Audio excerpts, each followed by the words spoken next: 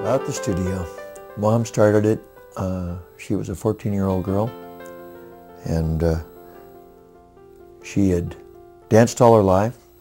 And at age 14, she went to her mother and said, any chance I could possibly borrow the candy storage room on 3 days a week when there's no candy in it to start a dance studio. Well, my grandmother gave her blessings, and that was the start of Betty Spooner's. Have kind of gone quite a ways from that ignoble beginning.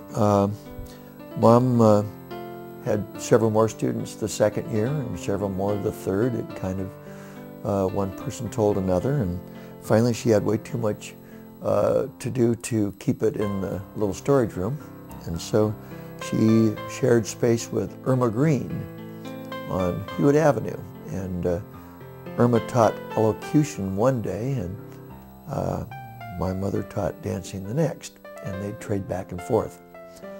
And then she had too many students to share space with Irma, so she moved to a third location, and that's kind of how it went. Then we moved to the above the Sports Center on Hewitt Avenue, and that became our home for a number of years.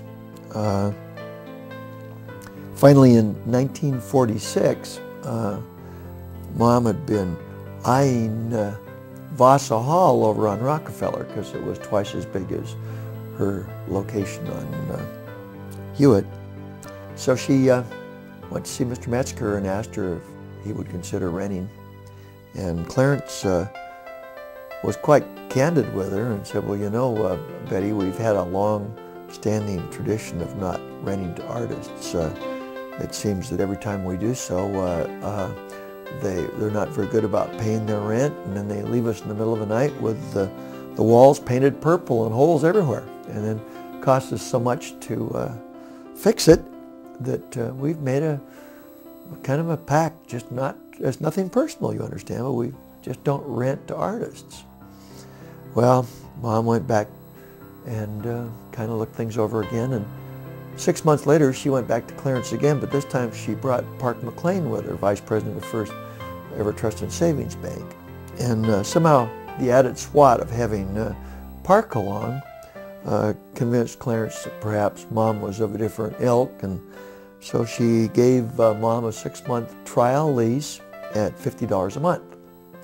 Well, that was the only piece of paper between the two families until I bought the building from Clarence's son in 1993. The studio serves 200 families, about 250 dancers. I never really know how many. I know each dancer, but I haven't sat down long enough to count how many there are. We're a classical ballet school. We also teach basic dance, pre-ballet, theatrical tap, theatrical jazz. Those are our subjects. It's our 73rd season in Everett. We're going for the big 100 seasons at least, but we kind of take them one at a time. Okay, let's try it again. Pick it up again from the intro.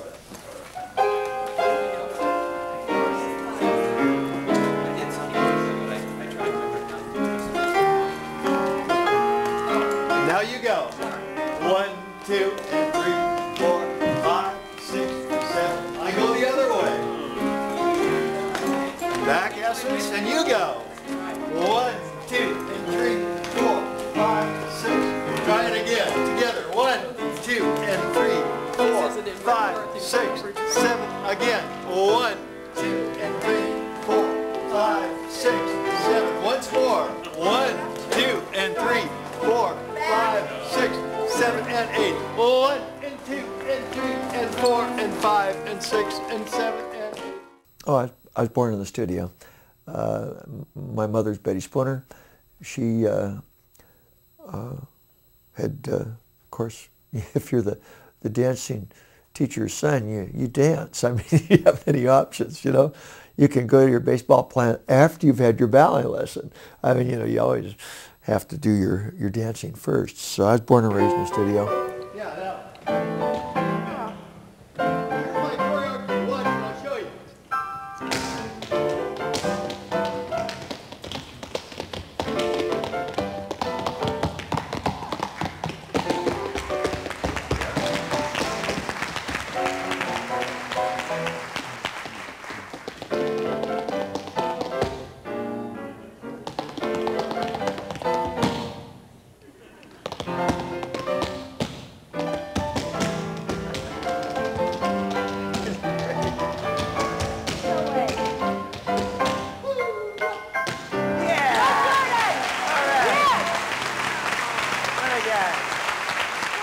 Back in the late 40s, early 50s, we didn't have equity in those days. We had American Guild of Variety Artists, AGVA, and so I was a member of that union as a teenager. I started working away from the school at about age 16. I'd do one-night stands. I had a little act called Tops and Taps, in which I did a comedy and variety dance act. I was always busy entertaining at Everett High School, where I went to school. In college, I got the opportunity of working with Jerry Ross Agency in Seattle, and I oftentimes did warm-up acts for the Palomar Theater before the main act. So I'd do a 15, 30-minute warm-up act and then bring on the main headliner. People like George Gobel, the Mills Brothers, Tennessee Ernie Ford. Did that while I was at the University of Washington, and then I was drafted into the service. It was mandatory at that time, and in the service I met a fellow by the name of Bob Fitch in Fort Hood, Texas, and the two of us decided we didn't like Fort Hood, Texas that much, so we created a comedy act and went through a series of dance competition eliminations and ended up in a Pentagon show that traveled for 18 months. After that, I did a very unhappy short stint working with Ethel Merman in Gypsy in New York City, and then came on back home, hung up my dancing shoes, and gave up dancing forever. I was going to be a businessman and grow up. So I did that first as an outside food salesman for S&W Fine Foods, and then I owned a baby furniture company in Hawaii, and then part of a national marble company in Hawaii, and then went broke, and then I started over again, this time with Ed Watson at Smith Corona Marchant in Honolulu, and became the nation's #1 typewriter salesman for S&W, Smith Corona Marchant rather. And at that point, Mom died. And so I left my job for just 2 weeks to go home and bury Mom and sort out the studio mess, and did one final show for her as a tribute to her. And then after the show, I was asked to go to a tea. In fact, I'm going to go see these same people later this afternoon, Dennis and Trudy Tobias, and at that time they owned Waldheim Dining Room in Mukilteo, and they had been asked to do a mother's tea after the show. Well, at this tea in 1967, the parents asked me if I would consider staying and keeping the studio alive. And I was quite candid. I said, absolutely no way. I looked at Mom's books. She was totally broke. She was borrowing a car. She had no health insurance, life insurance. She was hand to mouth. The studio's broke. 80 students cannot support me in the manner of which I would like to be accustomed. And so I'm heading back to my job in Honolulu and my retirement and my benefit and my fancy little place on Waikiki. So I got back in a 6B, one of the old 4-prop planes, and we started back for Hawaii, but it was a long trip in those days. And all the way home I kept thinking about how much fun I'd had working with children. And then when I got back to Honolulu, I had a few chores ahead of me. I had to sort out some broken typewriters, and I had to sort out this chief in the Navy who was unhappy with the way some of the machines were working. And the more I got to look at it, the more I got thinking, you know, maybe dance teaching is what I have to do for a living. So I ended up coming back and taking over the studio, and been there ever since, 31 years.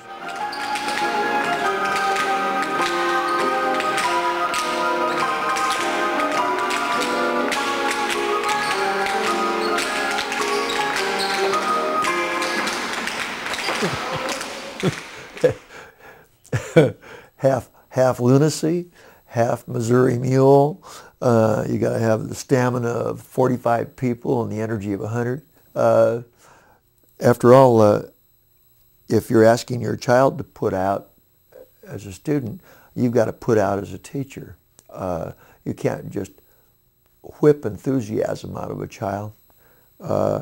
People dance from their heart out, not technically from their feet up or from their head down. Only people that make dancers and make it all the way absolutely love dancing, and they love dancing more than Go anything again. else. 1, 2, 3, 4. Go again. 1, 2, 3. It's a little pas de chat. Here we go. Side, cross, pas de chat, side. That's all it is.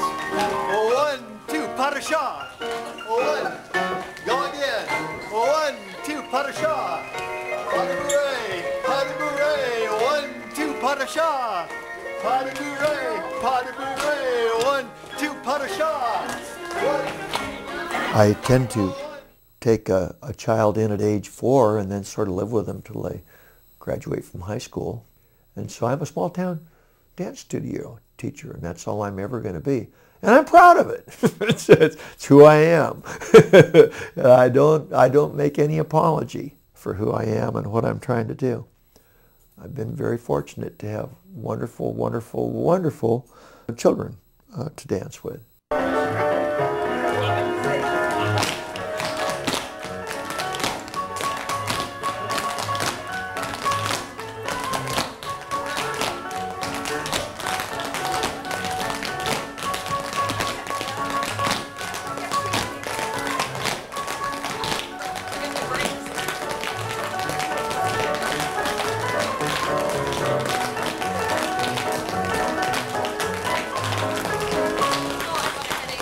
No two dance teachers teach the same way.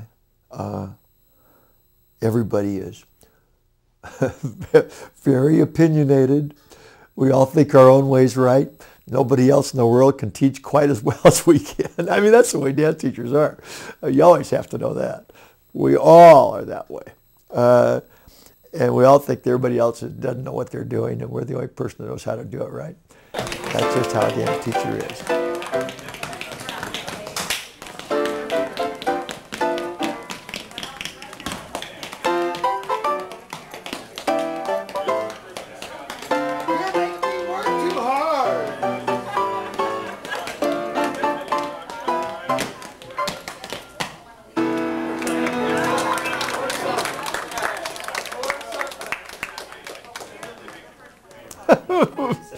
Well, I don't know. You know, this is not a requiem. I'm not done yet. Okay. So my motto is keep on cooking. You know, let's not go sitting on your. My grandmother O'Malley had a very famous quote, and she always was very clear to remind you. He said, there's absolutely nothing deader than yesterday's success. What's going to happen tomorrow? That's what's important.